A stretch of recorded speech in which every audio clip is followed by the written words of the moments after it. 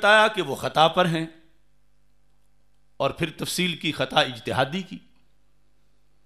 یعنی ہمارے چلو جو جاہل لوگ ہیں، جنہیں آج جاہل کہیں تو انہیں بھی دم کو آگ لگتی ہے کہ ہمیں جاہل کیوں کہا، لیکن جو پڑھے ہوئے ہیں کم از کم فتاوی رضویہ سے تعلق کا جن کا دعویٰ ہے، تو کم از کم فتاوی رضویہ کی طرف ہی رجوع کر لیتے کہ اتنا بڑا ذخیرہ علم کا ہمارے پاس موجود ہے، اور اگر کوئی ٹیڑھی نگاہ سے دیکھے تو وہاں بھی یہی اعتراض ہو رہا ہے، لیکن اگر کوئی انصاف سے دیکھے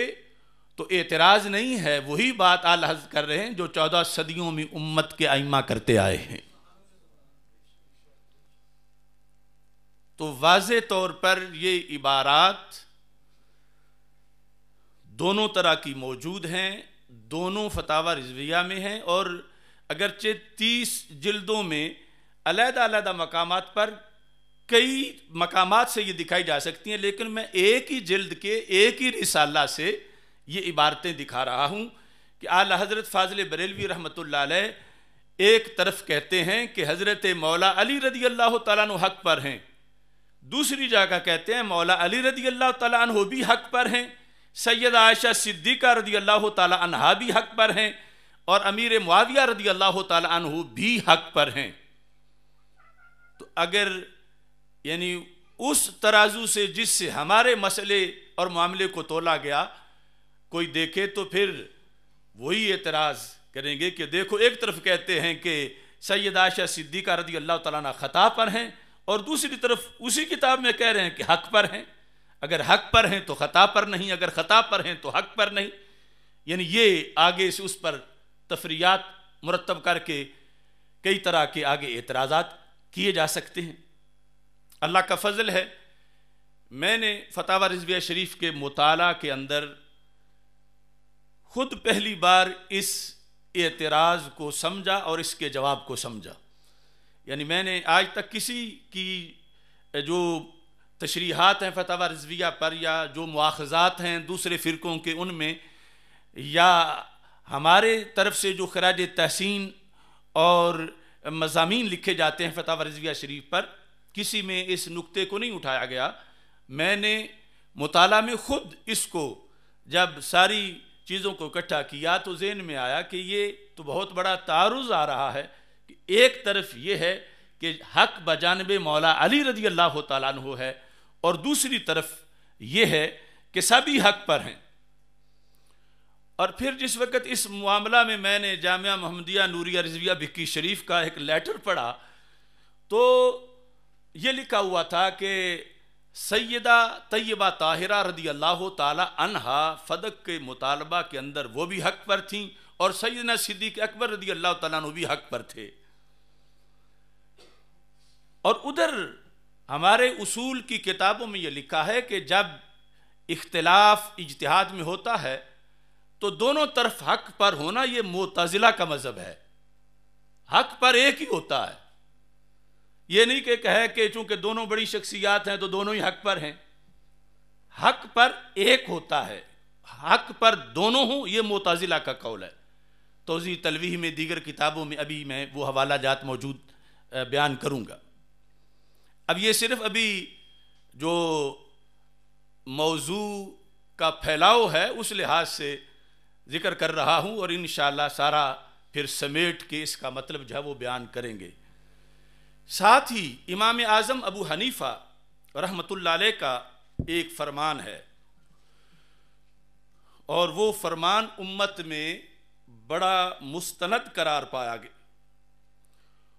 اس کے لحاظ سے بھی اسی موضوع پر سوالات اٹھتے ہیں، اور ان کا جواب دینا بھی یعنی فیصلہ فتاوی رضویہ کا جو ہے وہ بھی ملحوظ خاطر ہے. امام اعظم ابو حنیفہ کا یہ فرمان ہے، کل مجتہد مصیب،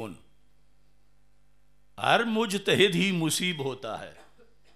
یعنی درستگی تک پہنچنے والا ہے. کل مجتہد مصیب والحق عند اللہ واحد. اللہ کے ہاں حق ایک ہے. حق دو چیزیں نہیں ہیں کہ دونوں ہی حق ہیں. حق ایک ہے. یہ معتزلہ سے فرق ہے امام صاحب کا. حق ایک ہے اجتہاد میں، مگر دونوں طرف کے مجتہد مصیب ہیں. اب یہ موضوع مزید آگے اس کے اندر وسعت پیدا ہوئی. سب سے پہلے آغاز میں منار سے اور توضیح تلوی سے اس گفتگو کو آگے بڑھاتا ہوں. ہمارے درس نظامی کے اندر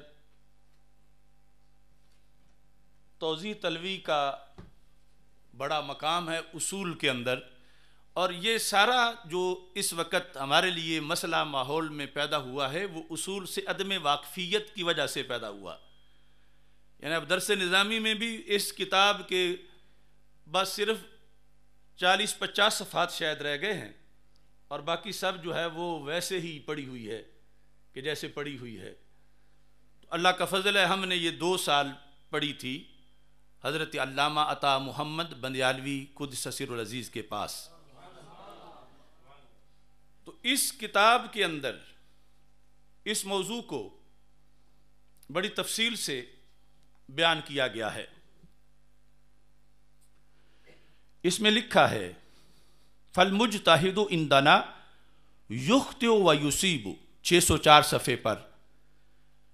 وعند المعتزلۃ کل مجتہد مصیب، کہ ہم اہل سنت کے نزدیک جب اجتہاد ہوگا تو حق ایک طرف ہوگا اور دوسری طرف خطا ہوگی، جبکہ معتزلہ کے نزدیک دونوں طرف ہی مصیب ہوں گے. اصابت یعنی درستگی والے، دونوں طرف ہی حق ہوگا.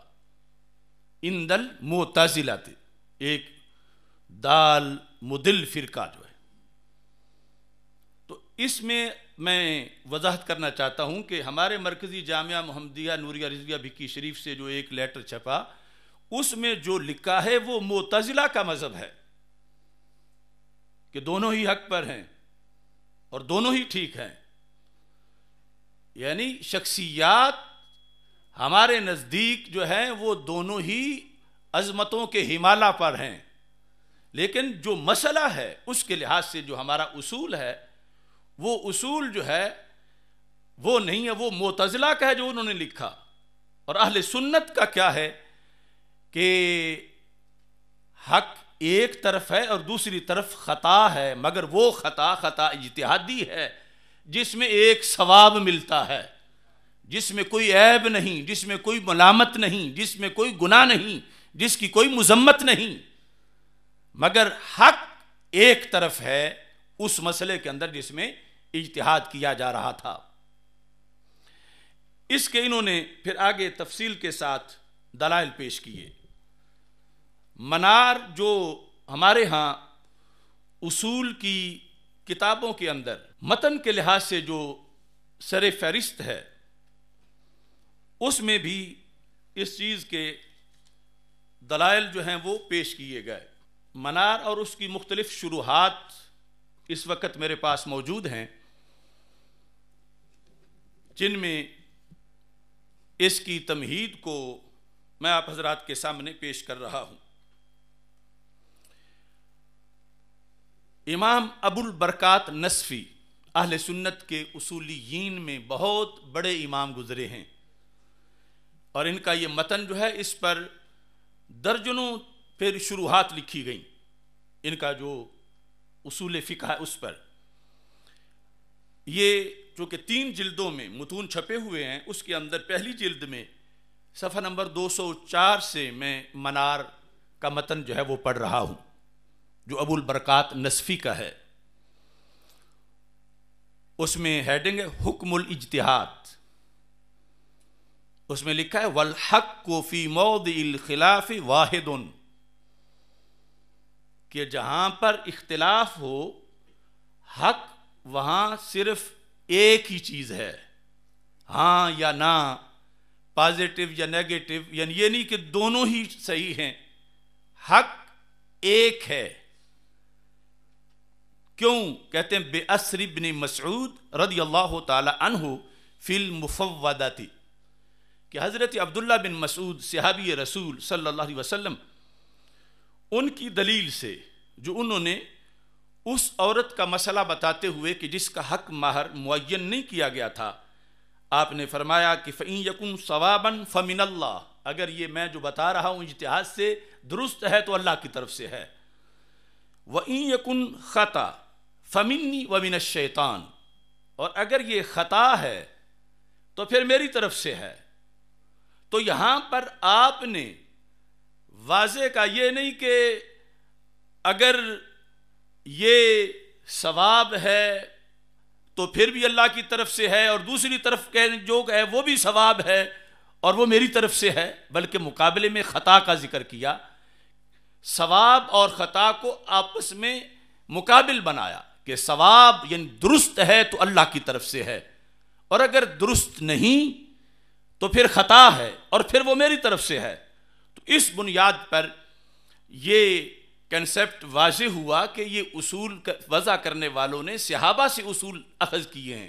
اہل سنت و جماعت کے، کہ جہاں پر اجتہاد کے اندر خطا واقع ہوگی تو اسے خطا کہیں گے، خطا کہہ سکیں گے، اگرچہ مجتہد کو اس پر کوئی گناہ نہیں ہوگا، مگر وہ جانب جو ہے اس پر لفظ خطا کا اطلاق کیا جائے گا، اور اگر نہ کیا جائے تو وہ یعنی اس پلیٹ فارم پر آ کر اس مرحلے اور نتیجے میں اگر ہم کہیں کہ دونوں طرفی حق ہے تو یہ اہل سنت کا مذہب نہیں، یہ معتزلہ کا مذہب ہے۔ پھر اس پر توضیح تلوی اور دیگر اصول کی کتابوں میں قرآن سے، سنت سے، صحابہ رضی اللہ تعالی عنہم سے، قیاس سے یہ دلائل پیش کیے گئے کہ اجتہاد میں حق ایک طرف ہوتا ہے۔ اسی کے اندر انہوں نے کہا وقالت المعتزلۃ کل مجتہد مصیب، معتزلہ نے کہا کہ ہر مجتہد ہی مصیب ہے، ہر مجتہد ہی، یعنی اختلاف ایک مسئلہ شرعی مسئلہ میں ہوا تو دونوں طرف مجتہد ہیں، دونوں ہی درستگی والے ہیں، جس طرح اس خط کا میں حوالہ دے رہا ہوں۔ منار کی شرح جو کہ علامہ شامی نے لکھی، اس سے وضاحت پیش کر کے پھر اگلی گفتگو کرتا ہوں، یہ ہے نسمات الاسحار، شرح منار امام شامی کی۔ اس میں انہوں نے یہ وضاحت کی ان المجتہد یخطئ و یصیب والحق فی موضع الخلاف واحد، موضع الخلاف حق ایک ہے، والمصیب عند اختلاف المجتہدین واحد، اور مجتہدین کے اختلاف کے وقت مصیب ایک ہے۔ اس میں بھی انہوں نے عبداللہ بن مسعود رضی اللہ تعالی عنہ کا اثر پیش کیا، اور پھر یہ وقالت المعتزلۃ کل مجتہد مصیب، یہ بات انہوں نے بھی اس مقام پر کی۔ اب ہم نے جب اعلی حضرت فاضل بریلوی رحمۃ اللہ علیہ ایک اجتہاد میں یہ فرما رہے ہیں کہ دونوں ہی حق پر ہیں، سب حق پر ہیں، تو سب حق پر کس طرح ہیں؟ جبکہ اصولیین کے نزدیک، یعنی ابھی میں وہ سب کے حوالے پیش کروں گا کہ جو یہ کہہ رہے ہیں کہ حق پر ایک ہوتا ہے، سب حق پر نہیں ہوتے اجتہاد کے اندر، اور پھر جس کو ان سب نے معتزلہ کا مذہب لکھا کہ ہر مجتہد ہی مصیب ہوتا ہے، اس میں اور حضرت امام اعظم ابو حنیفہ کے موقف میں پھر فرق کیا ہے؟ کیونکہ حضرت امام اعظم ابو حنیفہ کا جو موقف آپ کے سامنے میں نے ابھی بیان کیا، اس پر بھی میرے پاس بہت سے حوالہ جات موجود ہیں، یعنی توضیح تلوی کے اندر اس کا تذکرہ جن لفظوں سے ہے وہ بھی